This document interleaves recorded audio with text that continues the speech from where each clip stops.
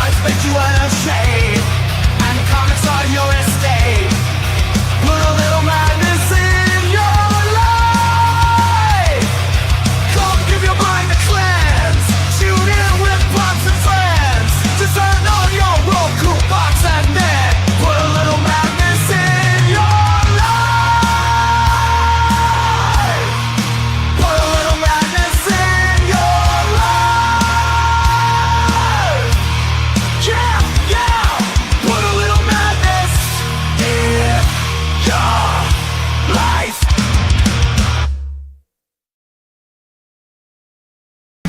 Heroes in the night, shadows chase the light, stories bold and bright, a hero soaring to the fight, futures yet untold, legends that unfold, every tale is gold, daring and so bold, where dreams and heroes shine, in worlds beyond our time. Adventure by design, make mine silver line. Make mine silver line.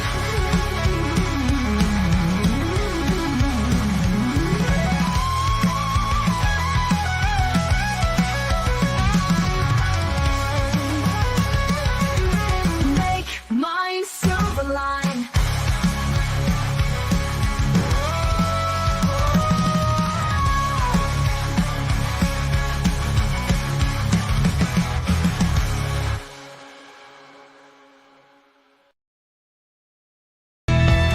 Once upon a modern time, in a little cul-de-sac, black characters from myth and rhyme decided to come back. They moved into a cuter house, they bought a boat and car, they got a job, they got a spouse, they're ready to go far. This modern life, with all its strife, is wilder than before. You won't forget the day you met the fables next door. You won't forget the day you met the fables next door. The Power Core featuring that soaring sentinel of the skies, Airman, the eagle-eyed archer, Arrow, the tiny titan, Flyman, the super stretchable sleuth, Plymo, the rubber man, the cyclonic speedster, Twister, and their leader, the ever-vigilant Black Owl. These heroes of a golden age combine their strengths to fight the unimaginable evil of those artists of crime. The Masters, now funding on Kickstarter.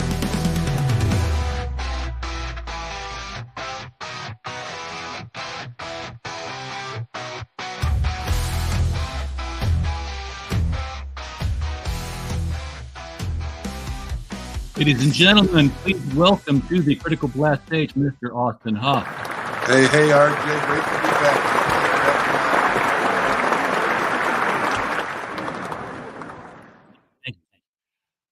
God, it's good to see you again, man.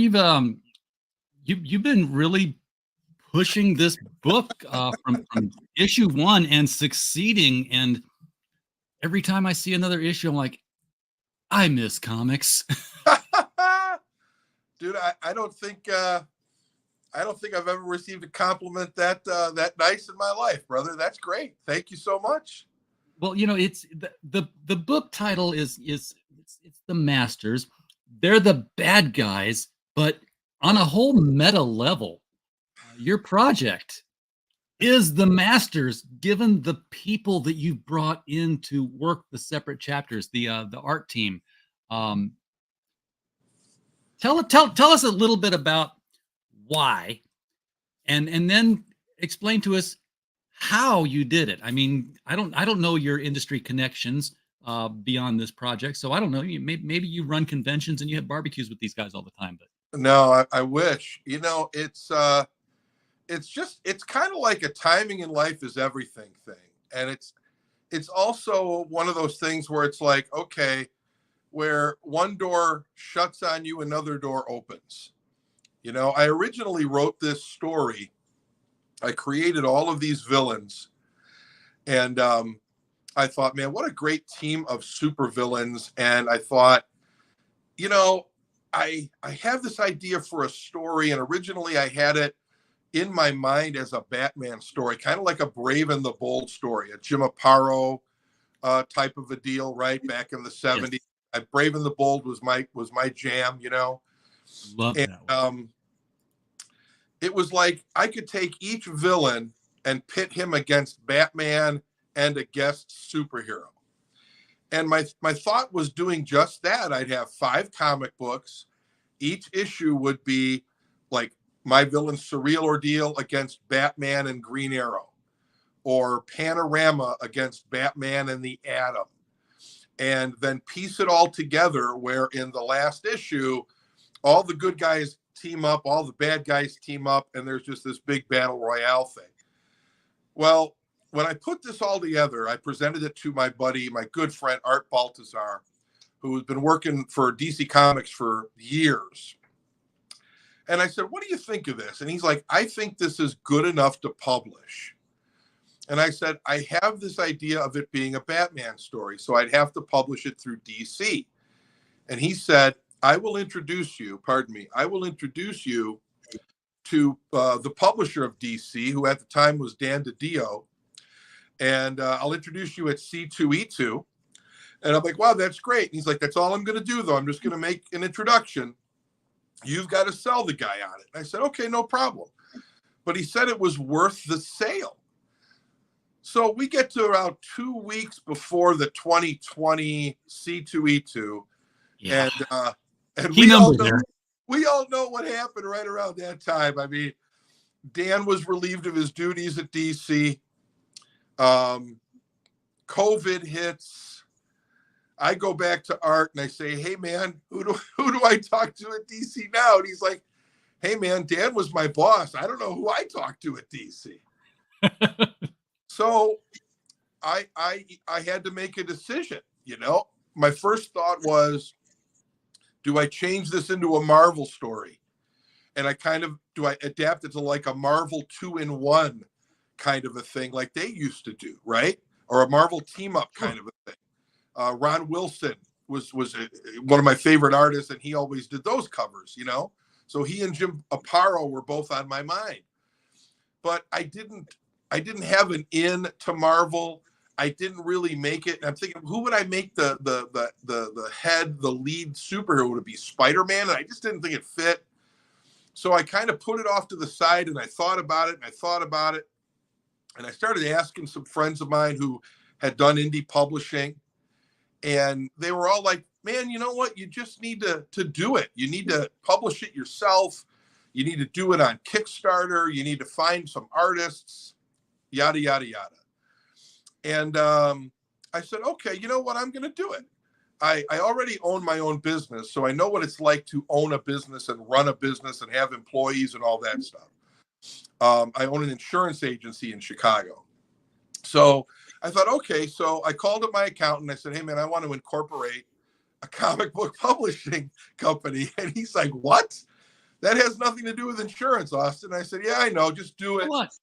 Right. Just do it. We're going to call it Power Comics Incorporated, and let's go on. I got a hold of a bunch of friends in the business, guys like Roy Johnson and Darren Wiltshire and Michael Finn. And those guys all publish, and they're on Kickstarter all the time. They're great people, great friends. They put out great product. They all gave me great advice. But Michael was the last guy I talked to. And he said, you need to pursue all of the artists that you know and love. He said, we're right in the middle of COVID. All of these guys are probably looking for work, or they would be interested in your topic. Reach out to them. And he's like, you know, first, who do you know in the business that knows a lot of these people? You know, what kind of connections do you have? And I said, well, I know 2 guys in the business outside of Art Baltazar, really 3 guys in the business. I knew Stefan Rue, I knew Joe Rubenstein, and I knew Alex Saviuk, just from meeting them at conventions and being friendly with them. And he's like, man, you know what? Call Joe Rubenstein up. He knows everybody. He's inked everybody. So I reached out to Joe one morning via email and said, hey, I've got an idea for a comic book series. This is what it's about. I really want to get Alan Weiss, Ron Wilson, and Carrie Gamble to draw covers for the series. And I want you to ink them. I know they're your friends. Can you set up an introduction? He said, no problem. Next thing I knew, I was getting an email the next day from Alan Weiss. And when I saw that come over on my computer, actually it was on my phone at the time. It was like 6 o'clock in the morning in Chicago. I was making my coffee. I'm looking at my phone and there's an email from Alan Weiss. And I'm like, do I know an Alan Weiss? And I'm like, yeah. I hadn't had that coffee yet. Yeah, I do. And, the rest is history, man. It was like somebody has equated it as dominoes falling. Alan comes onto the team. He recommends somebody.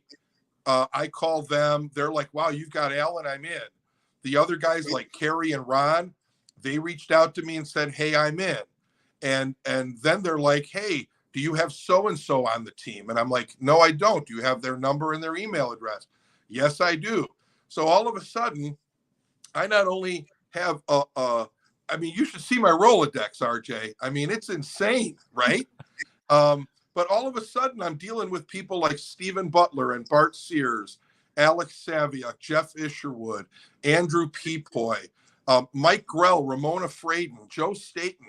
I mean, just a crazy lineup of amazing artists. And it doesn't. It's how you had more artists than you had story coming up. Threatening to be.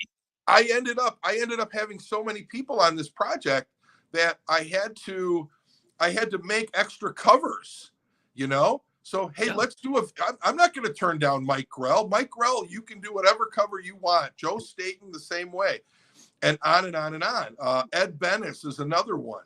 And, Butch Geis was probably one of the last people I brought in. Joe Rubenstein recommended Butch. I only had one page left in the book, and I gave it to Butch. And he did it, got it done. Joe inked it. It's beautiful. It's the last page of the whole Odyssey, and it ties everything together, and it's so beautifully done. This is a series I can't wait to read the ending of it, because I know they're Golden Age heroes. I know these guys. And Mike Walters is watching. He knows that they're going to show up on his channel some Friday night, because he goes through the Golden Age comics every Friday night. We read them out loud, voices, sound effects. It's like radio drama. It's a lot of fun. Tune into the mic then, guys. But the villains, they work. They're and they don't, despite the fact that they're all based on classic artists. They didn't all work together before. They weren't friends. No, they were brought together. No, and it's kind of like Legion of Doom, man. They put all those guys together. They hated each other, but they said to themselves, well, Lex Luthor did. Remember the first episode? Hey, we're not doing crap against these guys individually. Let's get together. And there's 13 of us. We got to win now. Exactly. And that's what I'm waiting to see, is because you've said that when we meet the master villain, we'll know who he is. You will. I don't know who he is. I mean, yeah, I'll know who he is because you're going to tell us his name, but that's not quite the same thing. I'm going to say, oh, of course. How did we not think of this before? You're going to say, how did I not think of that before, RJ? I'm going to tell you something. We're in the process of putting together the collected works of the masters. So an omnibus book. Yes. It'll be all 5 issues. We're adding an issue number 0, which is like the prequel, which kind of like reveals how the whole thing started before it started. We're going to have all kinds of extra things, model sheets, et cetera, et cetera. But the one thing that I'm putting in there to help the reader of the Masters is I'm putting in kind of like a 2 or 3 page director's commentary, almost like a Blu-ray disc. And I'm going to outline all of the Easter eggs that I left for people. Every single thing, like, did you catch this? Did you catch this? Did you see that? And on and on and on. And there'll be, I would say, 2 to 3 pages of notes that I've been keeping track of to put in this omnibus so people can look at it and say, I didn't realize that. And it's not going to be like those, and it's not going to be like those movies. Like, I don't know if you saw that recent movie Long Legs with Nicolas Cage. No, but I haven't seen that one yet. There's all kinds of, like, stuff in the background that you're supposed to catch. But it's so dark of a movie, it's more subliminal than an Easter egg. I mean, it's ridiculous. I watched a YouTube video about it the other day, and I'm like, oh, come on, who's even going to see that? The narrator of the YouTube video even said, well, I had to brighten it up a lot on my television screen. And I'm like, the movie isn't even out on TV yet, I don't think. I saw it in the theater. How could I brighten up the movie screen? Anyway, everything will be revealed. I think everybody's going to get a great kick out of it.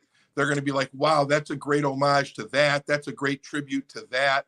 I wish I had seen that. That was an obvious reference to yada, yada, yada. I think people are going to really dig it. I know you're going to really dig it. I know I am. And one of the things that I've really been digging in the issues that you've got, and I can't wait to see the rest of them, is you've been reproducing the format of the DC Who's Who. Oh, which I had the 800-pound omnibus of that sitting on my dresser in the bedroom. that's a wonderful thing, isn't it? Yes, it is. It was, that and the Marvel Universe Handbook from the 80s. I mean, those were my Bibles. Yeah. I would sit there and just read them cover to cover. Just, Yeah, absolutely. Absolutely. The cool thing about that is we put together 16 pages of Who's Who pages. And so after the first issue, issues 2 through 5, each have 4 entries, 4 pages. And some pages have 2 or even 3 characters on them. It all depends on how important they are to the story, But when we do the omnibus book, we are going to offer as an extra those 16 pages combined in one, and we're going to add a couple of things to it. We are going to add on the inside cover front, inside cover back, we're going to add like what I call a weapons cache. So you're going to see, Twister's cyclone gun. You're going to see Black Owl's jet. You're going to see Monsieur Petit Renard's walking stick with the ejecting sword at the end. And we're going to have all of those drawn, and there'll be details of how they operate and whatnot. So that's going to be a really cool addition for the readers. We'll have Panorama's camera. We'll have a few things. But the cover is the key thing. We're going to have a wraparound cover, just like the old DC Who's Who books. Yes. Done by Pablo Marcos. I know that name. That's the thing about this book is like every time I see a new set of art team, I'm like, I know that name. I know that name. Yep. I know that name. Everybody should know Pablo Marcos. The guy is an absolute artistic genius, and he actually did one of the wraparound covers for a DC Who's Who book back in '87. I think he did an update. Yeah, they did the updates. In fact, there's a omnibus of all the updates, which apparently I don't have. Oh, hey Matthew, glad that you popped in. Good hey Matthew. So I've got volume 1. That's the only reason I know there's a volume 2, because it says volume 1, and I'm like, well, they wouldn't number it if there wasn't a numbering going on. Right. But you pulling in these artists that weren't really doing anything for DC or Marvel at the time, because they were.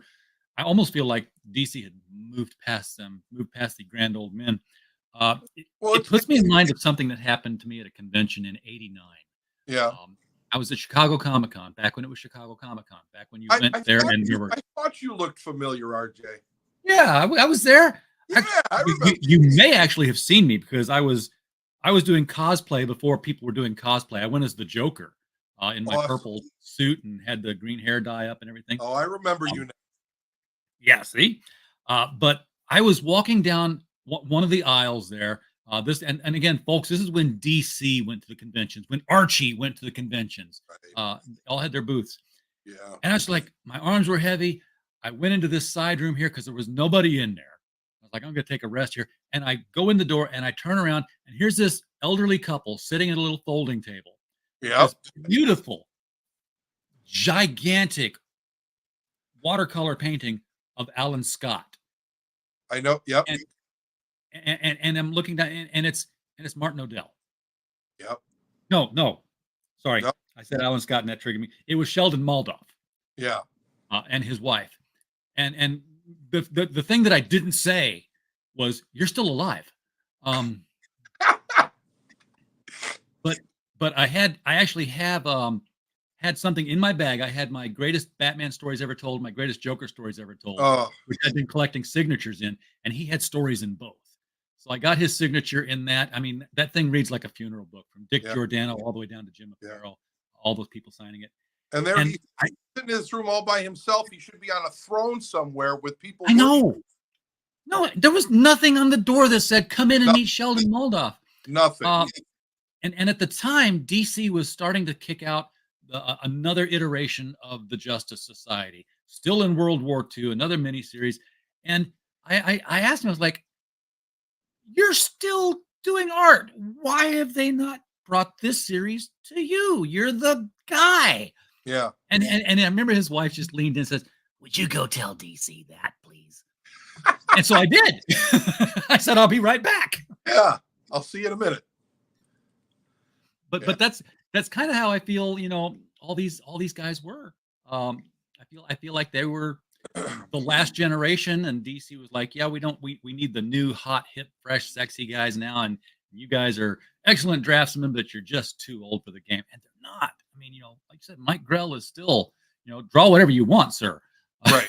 Absolutely. He could draw on a napkin and I'll give him $100 for it. I mean, it's beautiful stuff.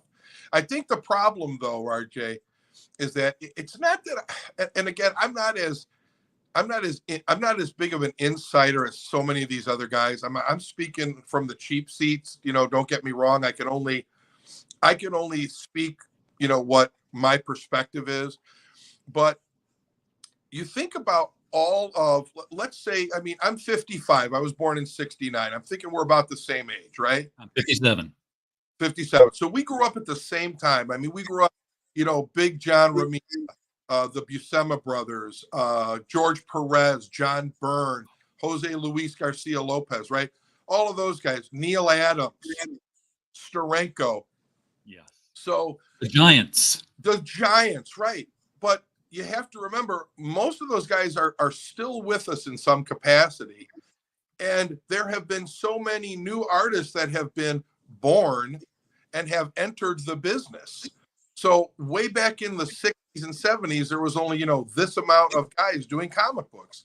And now there's this amount of guys and gals doing comic books. So either, we create more and more comic books, or somebody's going to be pushed out. Yeah, I know. But I'd like the guys who were pushed out. Right. No, hey, I'm with you. But I get it. And that's why, it's one of the reasons I went after those guys, because my whole thought process was like, man, if I'm going to do this, I'm going big or I'm going home. I'm throwing all the spaghetti at the wall I can, and hopefully something's going to stick. And if this is the only thing I do, then this is going to be that I'm going out on top. And it turns out that I've been approached by so many people with so many different ideas. And all of a sudden, I've had ideas pop into my head to do everything from horror comics to mystery suspense to adult humor to more superhero stuff. And, I've been recruiting other artists and other writers and all kinds of things. I didn't think it would take off like this. I thought, hey, man, I'm doing the Masters, and if that's it, I'm done. I'm going to move on to my next thing. Maybe I'll buy a bed and breakfast, and I'll take care of hotel guests and things. I don't know. Need another LLC. Right. I'll do something different. But this is really, really sprouted into something, a pleasant surprise. I'm surprised that it's going where it's going. Yeah, I mean, the Masters, and we're going to take a look. We've gone a half hour in program. I haven't even looked at the campaign yet. We're going to do that. But this is a great launch point for just having an ongoing Power Core series where you've got your mains, and then you can start to bring in all these other characters that were heroes of the age.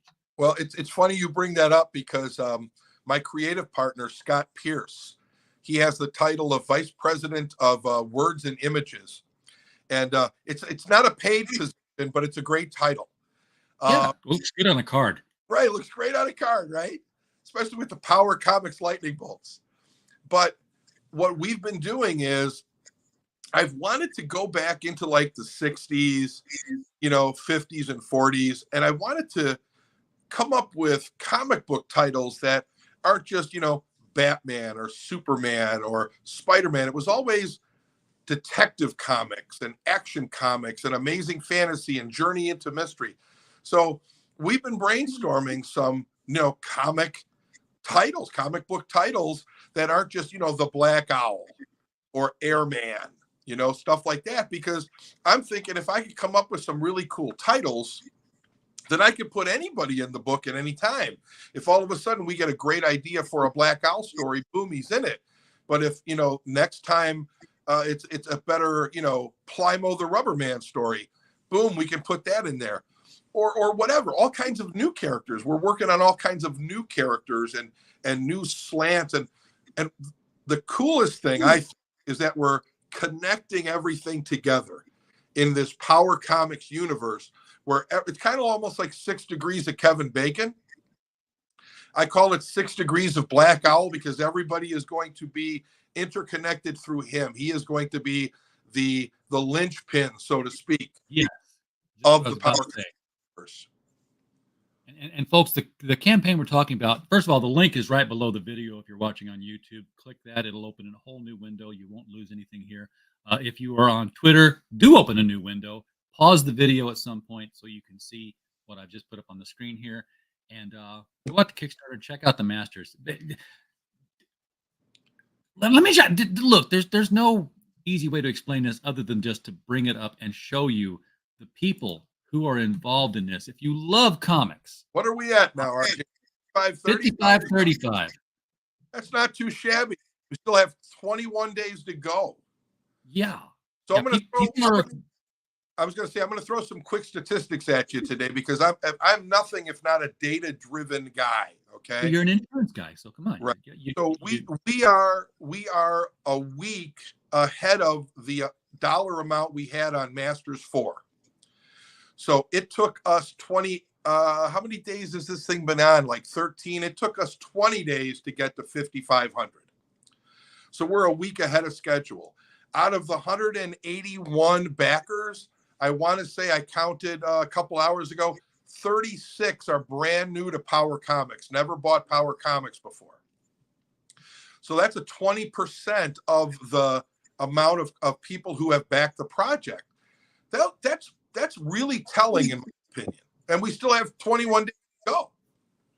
And I'm sure if I scroll down and look here, because I haven't yet, that even though it's the 5th issue, I bet people can get issues 1, 2, 3, and 4 in some format. I bet they can. So let's scroll down here and take a look because look at this. The yellow box screams out the good comics. Just it. Well, who doesn't love the yellow box where Stan Lee presents the Avengers?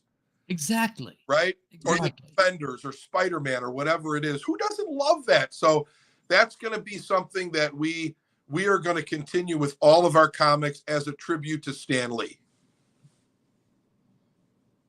These names across the top here: Hall, Sears, Grummett, Hazelwood, Rue, Geis, Rubenstein, Palmiotti.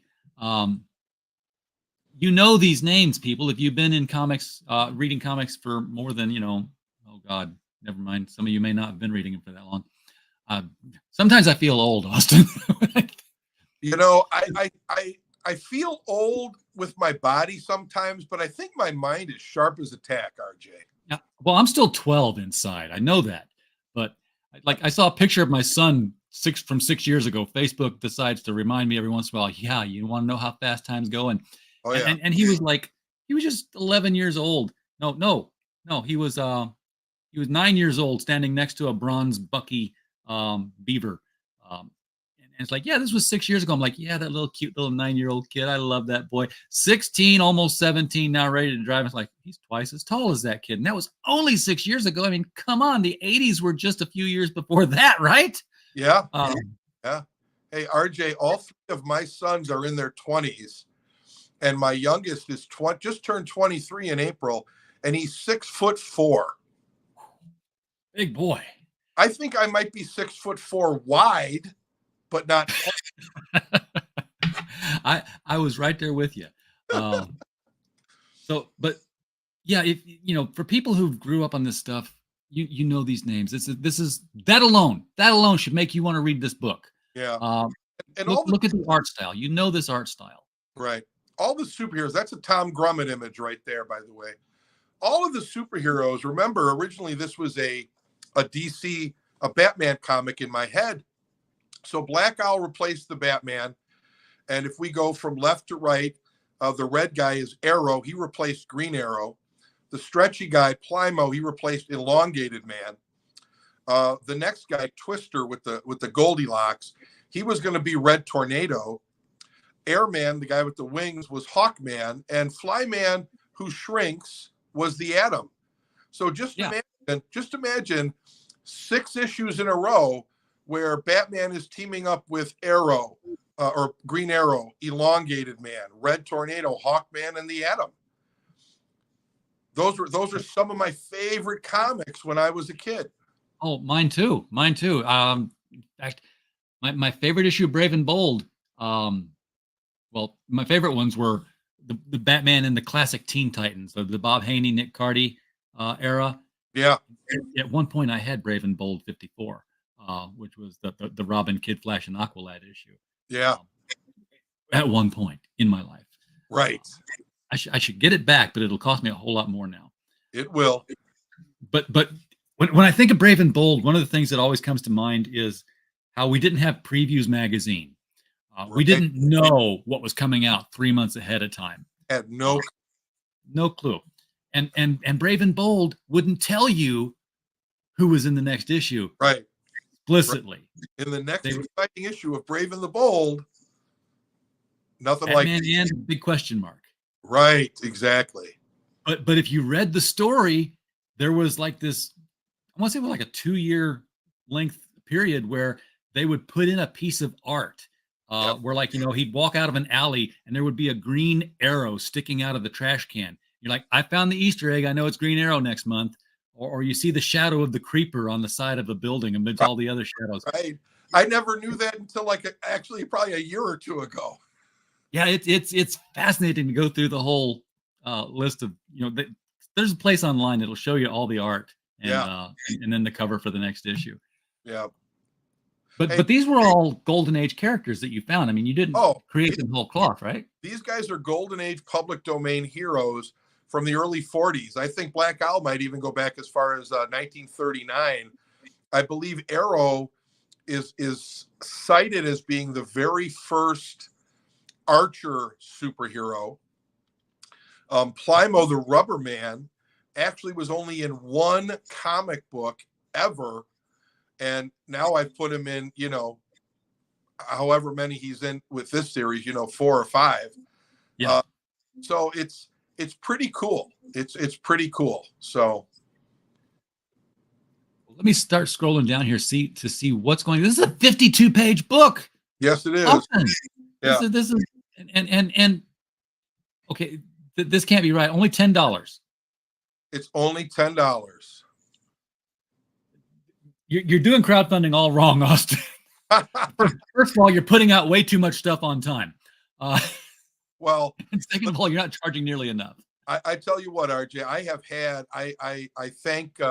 I thank God for the backers that I have. They have, patience of saints, because we have had putting out comic books is way more difficult than I ever thought it was going to be, especially doing it with so many moving parts. Like on this project, we've had at least 45 different artists, from, pencilers, inkers, colorists, letterers, and then of course me writing the thing.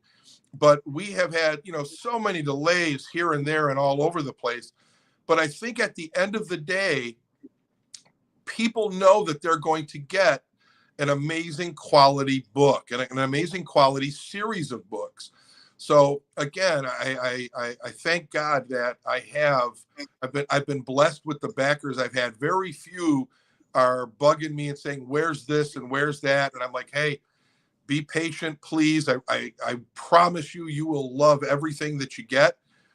Yes. And I think they have. Even all the extras, folks. I'm still looking for a place where I can put my stickers. I'm like, do I want to stick them on something, or do I want to keep them on the nice little sheet? Because Well, they're cool. when we come out with the omnibus, which is going to be at the end of the year, we're hoping we can get that printed, kickstarted, paid for, and shipped by December 15th, so people can get them before Christmas. So we're going to have all kinds of add-ons on this because it's going to be the last Kickstarter. We are going to have all kinds of 1970s and 80s schmaltz, for lack of a better term. I mean, Bronze Age goodness. We're going to have Slurpee cups with all of the characters on them. We're going to have a metal lunchbox with the characters on them. We're going to have a Treasury Edition style comic for issue number 5. We're going to have a Who's book.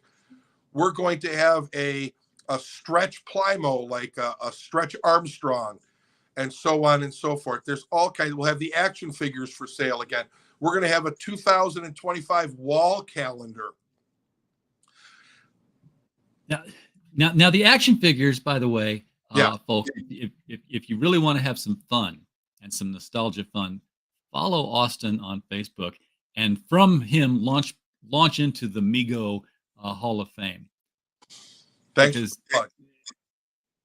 Because that's also your thing, and you've made Mego figures of the Power Core as well. Yeah, I have. I've probably made over 600 different custom Mego action figures since probably 25 years ago. It's probably 98, 99. I would love to get into the Migos again, but money, and I'm blowing all my money on Superpowers characters. Yeah. I'm taking a $2 Green Lantern here because he was a peg warmer, and I'm getting all the stuff necessary to make him into a Spectre. I just gotta get the paint job done on him. That's fabulous, man. But yeah, the Superpowers figure, that was sort of my nostalgic one. I was just under the wire for the Migos. I had an Aquaman Mego for Christmas one year. Yeah. So I was like, I got a superhero. I didn't get one of the cool ones. I got Aquaman. Aquaman's super cool. I know, but I was 6. It's he had a great white shark playset. I didn't get that. I just got the box with the doll in it. Well, I couldn't take it in the tub. No, nobody got the great white shark. They threw those in a landfill, and now they're worth like $30,000 mint in box. Ooh, wow. Yeah, craziness, brother. Craziness. So this is Bob Budiansky showing the cover he drew for Giant Size Power Core. Yeah, and another, got to give a big shout out again. The guy that really got the ball rolling for me, Joe Rubenstein, just a fantastic guy. I mean, he linked me up with Alan Weiss, Ron Wilson, Kerry Gamble, Butch Geist, Bob Budiansky.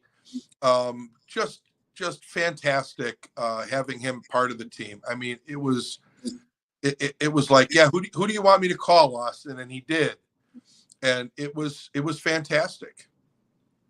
It was I owe Joe a lot. So here's the gallery. This is what am I looking at here? This is all issue 1, right? At issues 1 through 5, 1, 2, 3, 4, 5, and each of them, that's the cover A of all the issues.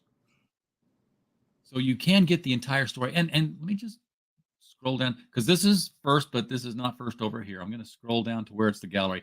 The gallery, 5 comics, $50, $10 each and they're all thick books. Yeah, they're all 48 to 52 pages, and the 48, we've got included in that 48, we've got parody ads for the old Hostess ads in the 70s. Yes, you do. We've got fun and games mazes from my buddy Joe Woes of Woes Tunes, Emmy Award winner Joe Woes. Shout out to Joe in Pittsburgh. We have all kinds of, if you look at the back cover of all of the issues, we did an homage to the old Mego ads that would run in the Hero headquarter catalogs from New Jersey. Art Baltazar did that for me, and it's also for Figures Toy Company down in Tampa that specializes in Mego style action figures. My buddy Jason Young up in Nova Scotia, shout out to Jason. He's done a number of books about Power Comics and old lunch boxes and Ben Cooper Halloween costumes. He's got some ads in the book as well. So there's all kinds of nostalgia in this book. Even the ads are nostalgic. Yeah. Now you mentioned Power Comics. Of course, there was a Power Comics. I meant Power Records. Power Records. That's what inspired me to call it Power Comics. Any plans to record it? Yes.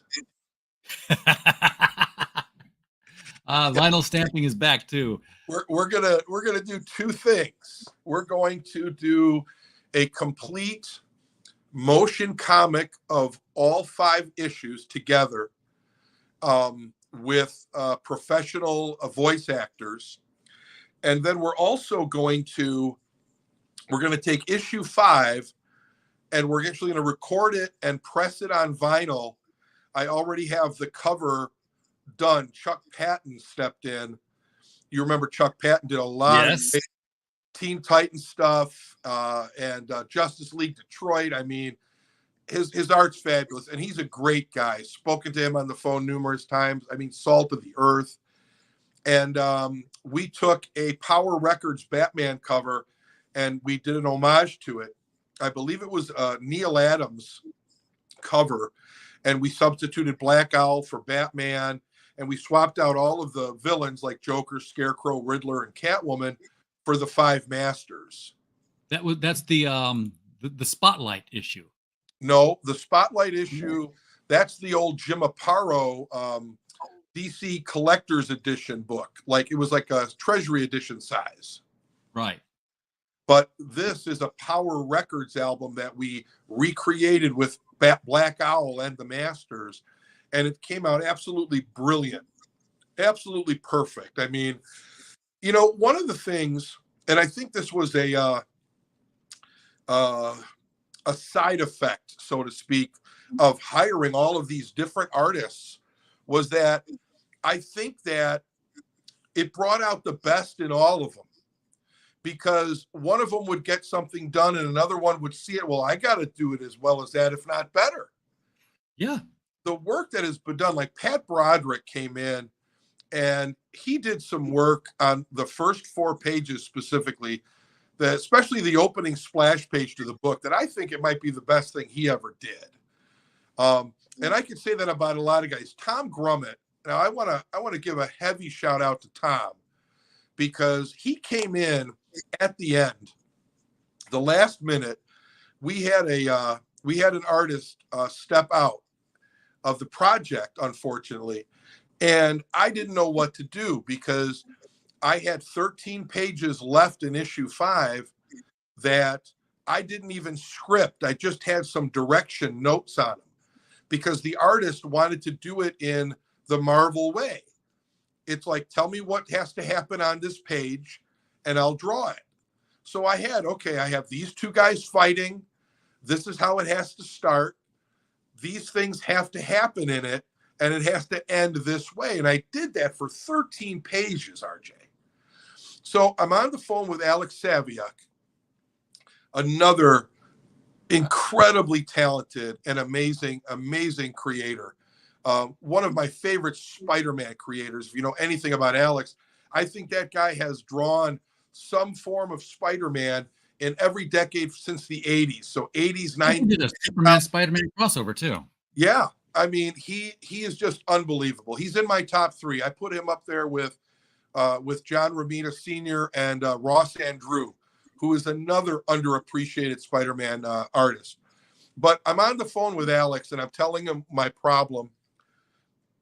And he says, you know what? You need to call Tom Grummett. Here's his phone number. Here's his email address.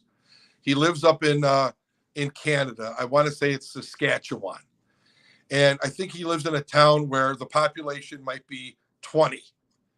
So cell service, Wi-Fi is kind of crappy, but I get a hold of him and I explain to him my predicament. And I say, can you do this? And it was almost like, I don't know if you ever saw the movie Big Country with Burl Ives and Charlton Heston and Gregory Peck. But Yeah. Gregory Wow. Peck made a comment to Burl Ives, and Burl Ives said, go teach your grandmother to suck eggs. Like, of course I can do it. I know this. I've been doing this since, you were a baby crapping in diapers. So Tom was like, Austin, I grew up doing it this way. I love it. I'm going to tackle it. Shoot me over what you got. Now, again, you have to remember, I had no dialogue, no script. It was just notes. It was like director's instructions. I get these pages back, RJ, and this is the honest to God's truth. I've told Tom and his lovely wife, Nancy, this already. I saw them a couple weeks ago, actually. They were in Chicago for Fan Expo. And I got the pages back. And now it's my turn to add dialogue, captions, right? Word sounds, biff, bang, pow, whatever, right? Right. I sat on those pages for over a year because I didn't know what I could write to add to his art. It was that perfect, RJ. You've read all 4 issues of the Masters. Yes. Correct? I have. You're going to read the opening of issue 5 and you're going to get to Tom's pages. You're going to go through them and you're going to say, Austin didn't really need to add a word. You're going to, everybody who's read the comic up to that point is going to look at that and say, if there were no words, RJ, they would say, I know what's going on. I can see it through the expression of their faces. I can see it through their mannerisms and how they're fighting and how it started and how it ended. I mean, Tom Grummett came in and honestly, he became the MVP of the whole series. If you scroll up past the covers, RJ, no, down, I guess it would be down. You're going to find a Tom Grummett page. And I think I might have added 1 word balloon to it. Wait, this is beautiful right here. Bart Sears stuff. Okay. That's Sears, yeah. That's amazing. I added 1 word balloon. And a couple of onomatopoeias, Yeah. But one thing that I've learned about artists is that they don't like their art covered up. And if they really are given enough rope to do what they want creatively, 9 times out of 10, their art doesn't need to be covered up by words. So when I over the last 3 years, we've been putting this together. The original script I had, I've probably cut down by 40%. I've probably thrown away 40% of the script because the pages were so great. I didn't need to add more words to it. I was getting rid of words. Yeah, it's condensed storytelling. It's supposed to be. Right. It's supposed to. I think you ran this ad in one of the other books. I remember this. It's telling me my brain is saying I've seen this. And I remember the original. The SeaWorld. With Superman, Batman, Wonder Woman, and Robin on water skis. I'm like, that's the most absurd thing I can think of, but it was of the time. Well, this was the brainchild of Mort Todd. Now, Mort Todd is probably most known for being the editor back in the 80s of Cracked magazine. Yes, that's right. That's where I knew the name from. And Mort is such an incredible mind, incredibly talented. I know that I say that about everybody, and people probably think, oh, you're just throwing these things around. I'm not. If I don't think much of somebody, I'm not going to say much about them.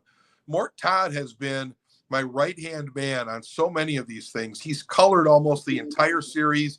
He's lettered almost the entire series. He's just done an amazing job.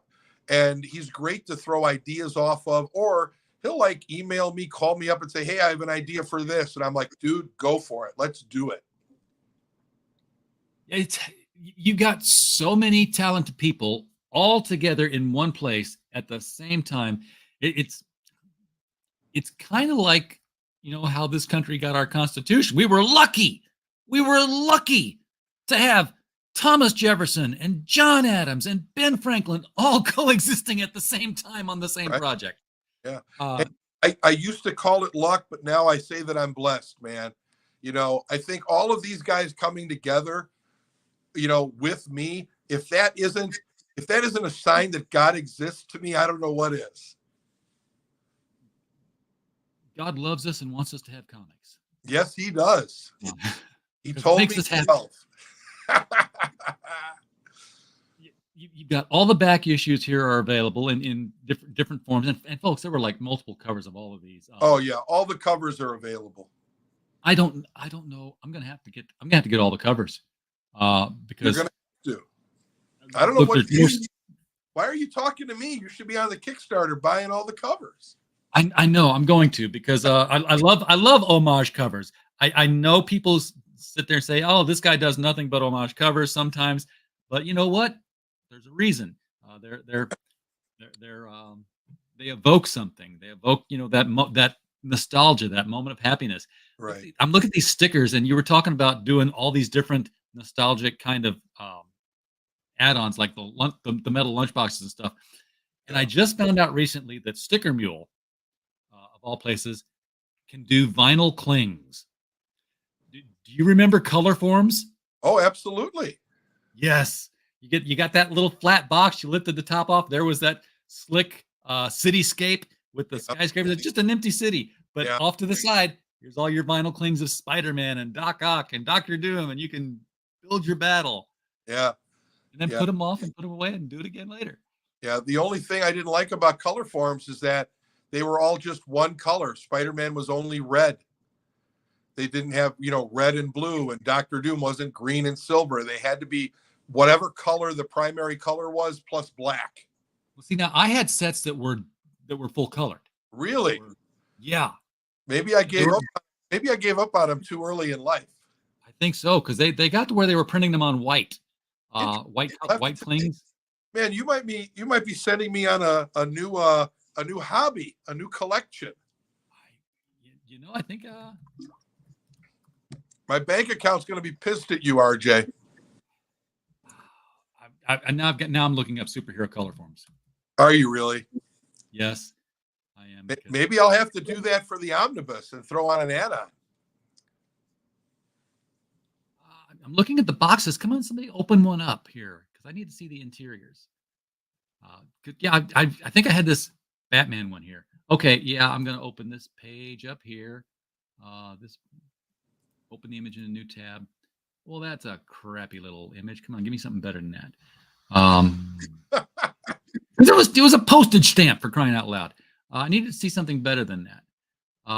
Well, all right, I'll just share it anyway, and we can marvel at the fact that it's itty bitty tiny. But yeah, if you could see that. Yeah, I can't see that. I can't either. Okay. Let me go back to this. Oh well, let's talk the Masters, I guess. The Masters. Anyway, yeah, they're there. They were in color on this thing. Okay, fair enough. Share this tab instead. Action figures. You made action figures. I did. Who does that? I've made about 12 sets. I've sold about 12 sets. And I do have I have them on this campaign as well. $400 for a set of 5.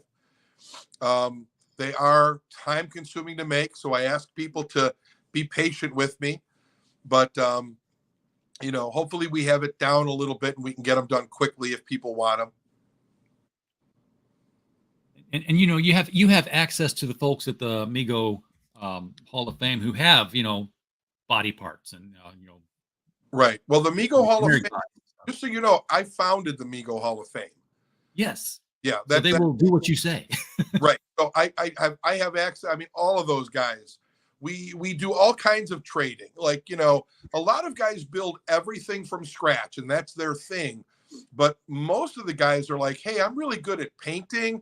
I'll paint something for you if you sew me a suit, or I'll make you, boots on my 3D printer, if you will mold me a head or sculpt something for me. So there's a lot of trading going on in the Custom Migo society. Yeah. Oh yeah, bartering system. Absolutely. That's probably how I've been able to get, put together the 650 customs I have. It's huge. It's a huge collection. I love when you put pictures up of your customs. Thanks. I was, like I said, you saw the one I was doing. I used to do kit bashing for plastic figures. I have a bunch of them somewhere. I hope still in either here or in my ex-wife's storage unit. You'll find it. I'll find them. I remember one time she came into the kitchen and I was at the stove. She's like, "What are you making?" And she came around the corner. I'm holding somebody by his feet with his head in a pot of boiling water. She's like, "I don't even want to know." Right. Yeah. But if you kit bash, you know what I was doing. That's right. You got these Luke Dobb prints here that are just, I love the fact that they're all, they go together. It's dramatic. Luke Dobb and then the guy right after him, Daryl Young, are two of my best friends. They're artists from the Chicago area.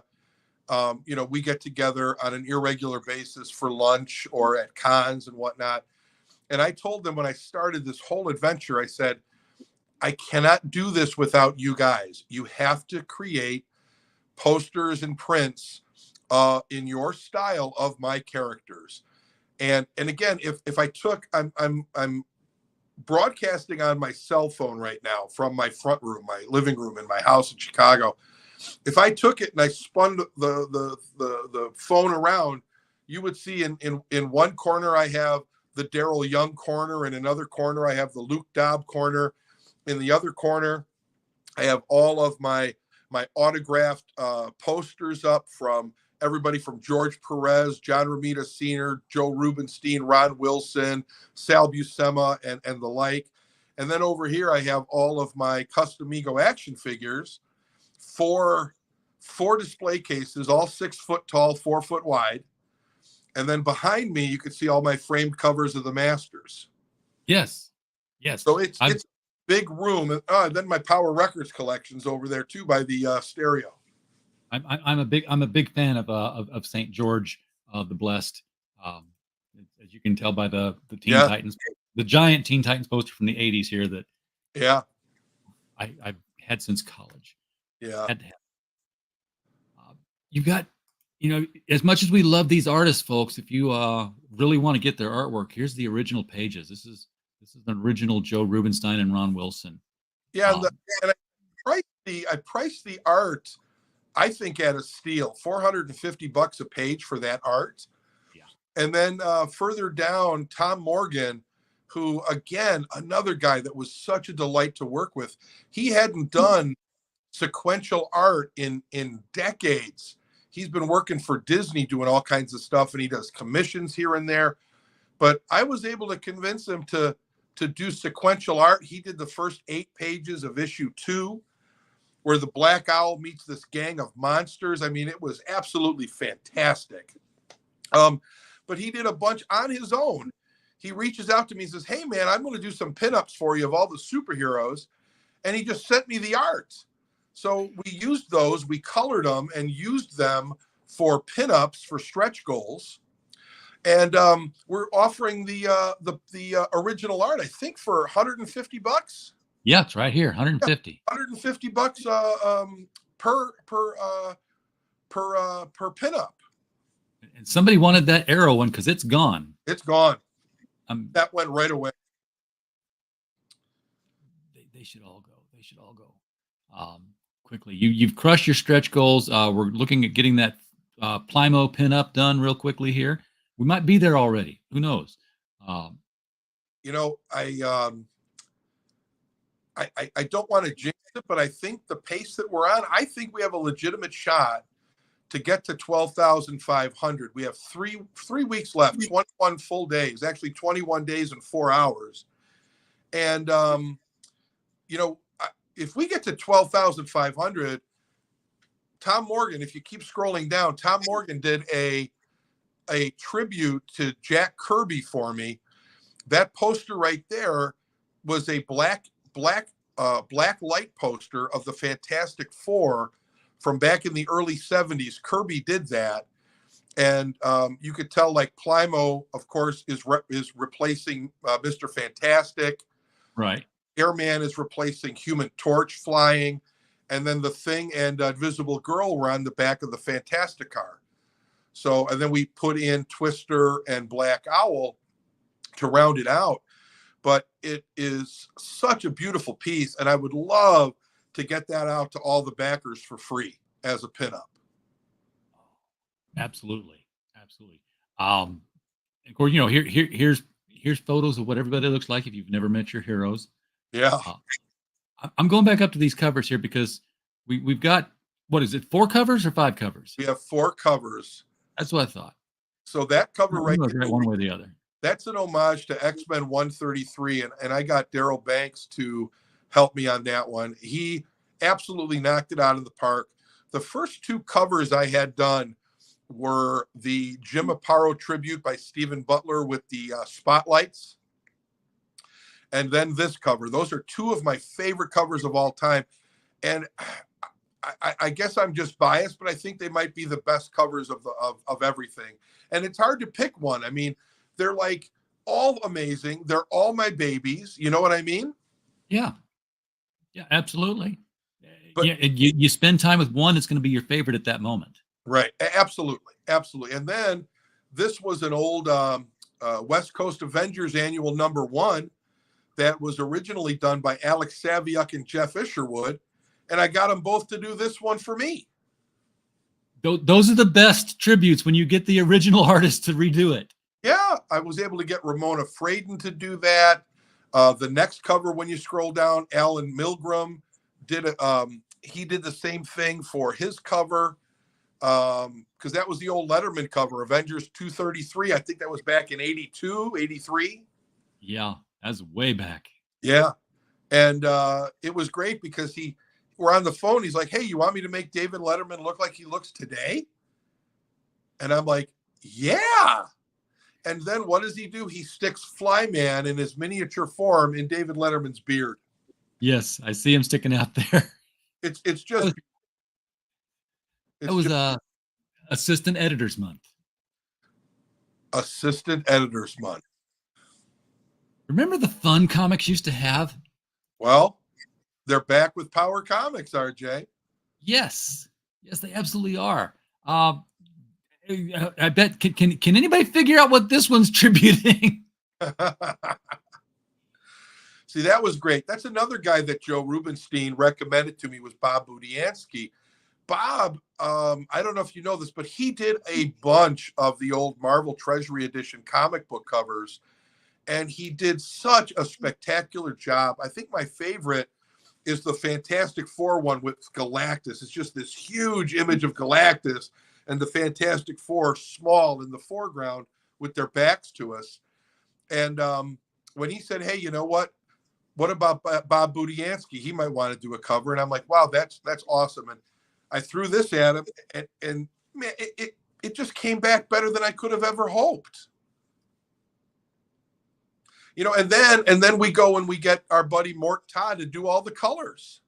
Yeah. Oh, yeah. It's the coloring on this is just perfect.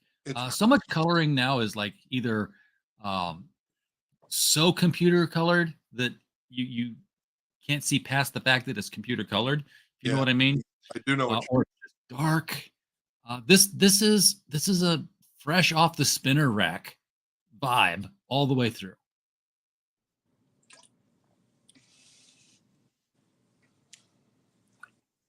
Where's the tier? Where's the tier where I can get all 5 covers? I need to see that one. The gallery. Well, the gallery is where you can get all 5 issues, right? Oh, you want to get all 4 covers combined? All 4 covers. I think what you do is you buy one and then you add on the other 3. That's the way to do it. Okay. I think my buddy Darren Wiltshire, who does a lot of the layout of the comic book covers for me. He does a lot of lettering as well. He handles the Kickstarters for me. Make sure that they're, up to snuff, and all the add-ons and the rewards are there. So they've got to be buried there somewhere. What are we at? What's the total? 55-35. Still where we were when we started. Let's see if somebody got on there. let's see if you're like, if any of your viewers have seen it. I'll reload it. But Kickstarter's good at reloading itself. Oh Hey, man, I hate doing that, and we're- that's an embarrassment. we're stalled, RJ. We're stalled. No, I know. I've helped you none at all. But I'll help you some as soon as the show's over here, because I'm going to be going to get I can't leave the set incomplete. So I'm going to get some of these issues here. Yeah. And who knows? I'll probably be adding on some stuff too. Well, the beauty about doing these, what do we call them? Podcasts? What are they called? I don't know, live streams, interviews. Live stream. There you go. Live stream. The beauty about doing these live streams is that once they're done, we're able to take them and we're able to put them all over our social media and the Kickstarter. So if people missed it, they're going to be able to see it, and they're going to be able to get a better understanding of what it's all about if they missed it. And folks, again, this is the place to go. If you're watching on YouTube, if you're not watching on YouTube, jump over to YouTube. It's a lot easier. Because the description is right below there. The very first line is the link to this Kickstarter. You could probably just search the Masters on Kickstarter and it'll take you right to it. But that's too much time. Clicking is easier. Clicking is easier. I'm verklempt, Austin, at how excited I am about these books every time they come on, and I'm also a little sad because I don't know if there's something coming beyond the Masters. Of course, you talked about the omnibus, and I'm going to be excited about that too. But well, do you want me to reveal some things we're working on? Yes, I do. So a lot of people out there already know that we are working on a comic called Super Joe Unlimited. Yes. That first issue is going to the printer beginning of September, and we should have it printed and shipped no later than October 1st. And we have the issues 2 through 5 already written. None of the art done, but we've already written them. The scripts are done. We're ready to go. We have the story. And again, one of the things that we're trying to do with Power Comics is we're trying to connect everything together. So if all of a sudden you see the Black Owl show up on Super Joe Unlimited, you're like, oh, well, that makes sense because the Black Owl and Super Joe are, this, that, and the other thing, right? Yeah. So there's a wonderful publication out there right now. It's a newspaper publication called A Kid in a Comic. I don't know if you've heard about this, but you really have heard about it. But I don't know what.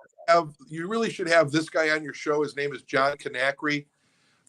He's up in the Detroit area.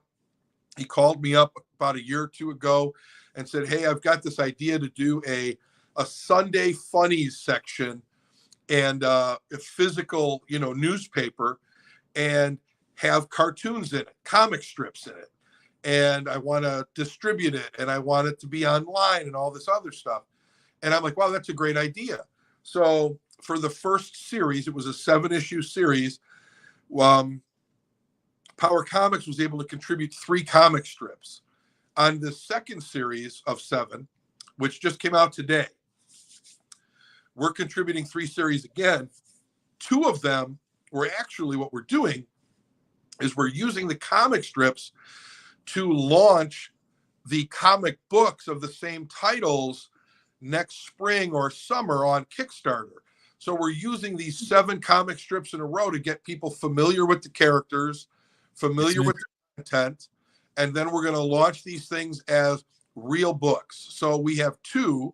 One is called Tales from Ultra City, which is kind of like it's kind of like the Justice League meets the Three Stooges or the Marx Brothers. It's a comedy superhero tale.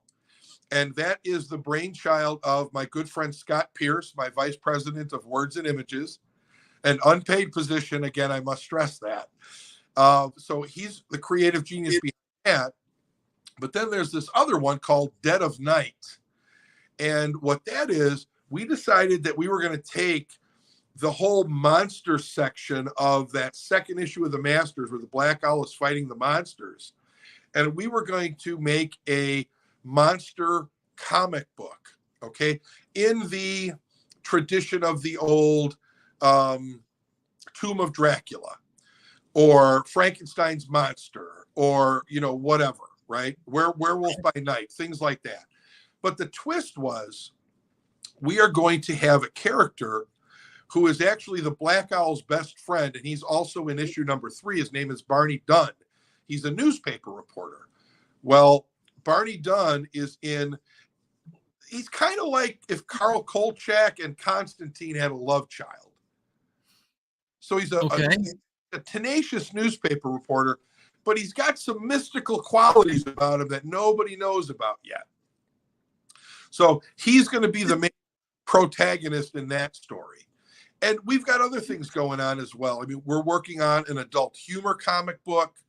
I'm also toying with the idea of trying to get one of the superheroes from the Power Corps a comic strip in syndication. So it might be in daily newspapers around the country. That would be great. Yeah. I'm sorry, what did you say, RJ? I said that would be great. Yeah, we're breaking up here for some reason. I don't know which end it's on. That's okay. And then there's my favorite television show of all time is The Twilight Zone. So I'm putting together an anthology series book where every issue will be a different story, unconnected to the previous one, because, an anthology series, that's what it's all about. You can pick up any issue in its own freestanding story. But Sure. Somehow, RJ, I'm going to make all of these stories connect somewhere, because that's just how I roll. Those books were my favorite of all, I think, because first of all, you get like 3 or 4 Right. stories. When Cain or Abel or the 3 witches would introduce a story, Yes. 6 pages later you were scared out of your wits. Out of your And wit. and a beautiful twist ending every time. Yeah, absolutely. Absolutely. Well, Austin, we've gone over our hour, and I could bring the thing back up and we could talk for another hour or 2 or 3, but you probably want to get some work done. And I actually do have to get some work done. I told you about it for the show with some of the stuff we're doing. Yeah, But, very exciting. I'm excited.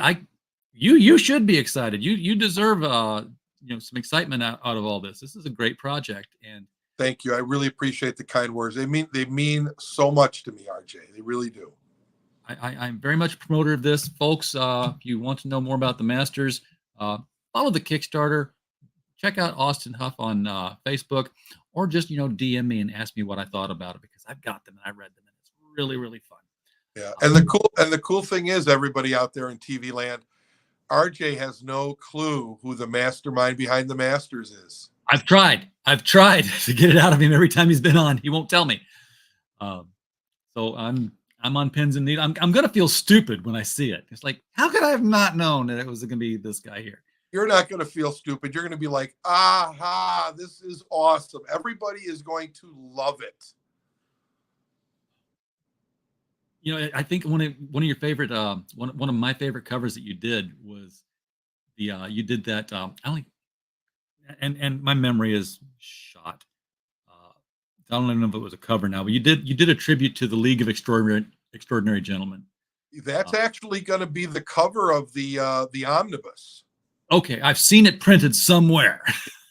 You have. That's going to be the cover of the omnibus. We're going to have the villains in front of their paintings, their respective paintings, on the front cover, and the back cover will be the heroes in the same exact poses in front of those same paintings on the back.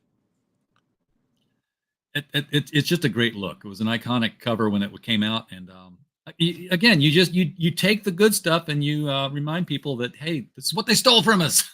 Right. All right, Austin, thank you so much for coming on and talking comics with me. Always a pleasure. Can't wait to follow the rest of your publishing career and see all the cool things you're putting out. Thanks, RJ. The pleasure is all mine, buddy. Everybody in the chat, thank you so much for being here tonight. We don't have a show without you guys watching on YouTube and on X. We're just a podcast falling in the woods otherwise. So we're glad you're here. And as always, while you were here, yes. I was going to say one last thing before you do your outro. I just want people, go to that Kickstarter for Masters 5 and power up. Power up. That's better than my outro. So let's just stick with that. Power up.